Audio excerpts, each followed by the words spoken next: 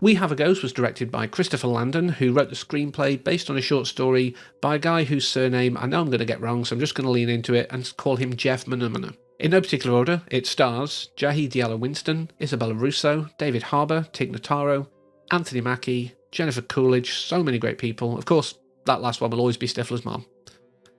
But I wasn't originally going to talk about this film because I didn't really plan on watching it. I don't tend to do recent things unless they're like really bizarre and I need to go, oh my gosh, what was that? Or the big tentpole releases that I've managed to see, or it's something I'm super excited about. So this was literally, we were watching a series and we just wanted a break, something, a bit fun.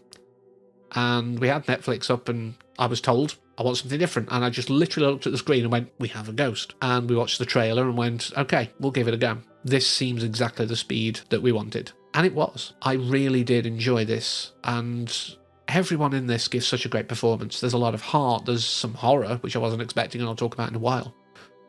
And of course, a lot of humour. David Harbour is great at humour. He is a comedian at the core, you can tell. He can do, emotional, everything like that, because the funny guy can do everything. It's hard for serious people to do comedy sometimes, but it's never the other way around, because timing is important. And we've heard him quip, we've heard him come out with so much, but when his lines are few and far between, he barely says whole sentences in this film, then it's obviously just physical. And that can be even harder, in some ways. Obviously, without a language barrier, it does become easier for, transferring to different cultures and countries. But, yes, he was just on top form. His physical comedy and everything like that on this was great. And like I say, he brought the heart when it needed to be done. But everyone obviously working in the scene with him was brought up to that speed or was already at that speed. I mean, I don't have much familiarity with some of these people. The young leads in particular, I've not seen them in much. So this is all I have to go on. And based on this, I do want to see much more of them. I think they really could go far. They could do so well. And I know some of them have done really good roles outside that I might watch at some point in the future just to see different facets of their acting capability. But even like, the side characters and things like this, I was second guessing stuff. My media analysis brain has withered, I think, while I've been at uni. But on that note, actually, there was a moment where I turned to Amy about a third to a half of the way in. I can't remember exactly. And I went, this is like E.T. but with a ghost, isn't it? And, she kind of agreed. It doesn't have to be a one-to-one. But then, a day or two ago from when I'm recording this, I saw Screen Rant interview with David Harbour talking how he was inspired by E.T. in this role. And I'm like, right, so I was still on the uptake there, wasn't I? But there's a lot of discourse at the moment of how people have been wired by society to be very binary. So if a film is great, and amazing, it's a 10.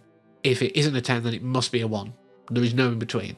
And I think that does so many serviceable films a disservice. I hate things like Uber, where if you don't give people 5 stars, you could ruin their livelihoods, as drivers and things like that.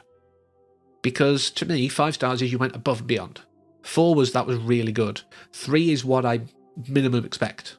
That's the middle. That's the average. And below that, obviously, you need to work on it. So I don't think it's a bad thing to call this, I don't know, I don't normally rate films, but to call this maybe like a 7 out of 10, I think is fine. I'm happy with that, and I think people should be happy with that. This isn't the echelons of cinema. This isn't, going to change the world. But it's not terrible.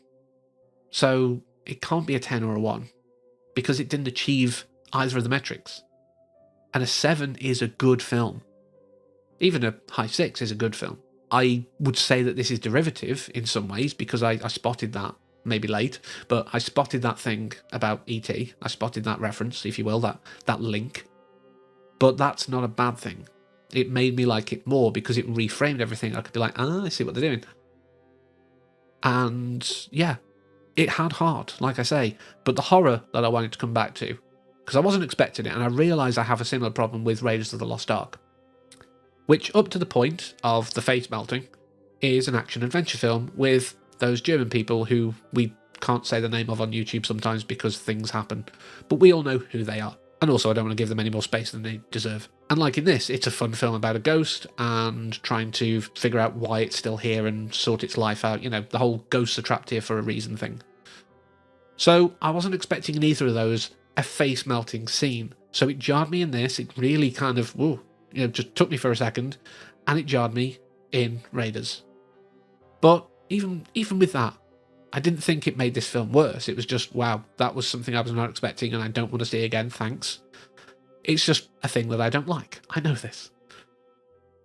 But yeah, this is a very good film. It doesn't have to be a 10 out of 10 to be that.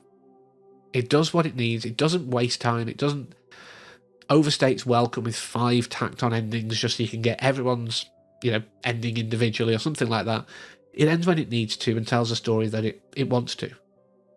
And it kept me and Amy both engaged all the way through, and we enjoyed it. We were entertained. It did its job.